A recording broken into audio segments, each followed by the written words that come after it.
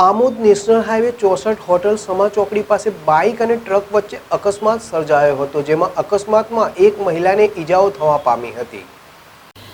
આમોદ નજીક હોટલ સમા ચોકડી પાસે ટ્રક અને બાઇક વચ્ચે અકસ્માત સર્જાયો હતો। સર્જાયેલા અકસ્માતમાં ભીખીબેન ઉદિસંગ ગોહિલનો ગુંટણ પાસેથી પગ છૂટો પડી ગયો હતો।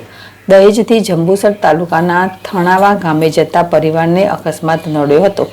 ઈજાગ્રસ્ત મહિલાને 108 મારફતે આમોદ સામૂહિક આરોગ્ય કેન્દ્ર ખાતે સારવાર અર્થે ખસેડાયા હતા। વધુ સારવાર અર્થે ઈજાગ્રસ્ત મહિલાને 108 મારફતે વડોદરા SHG હોસ્પિટલ ખાતે ખસેડાયા હતા।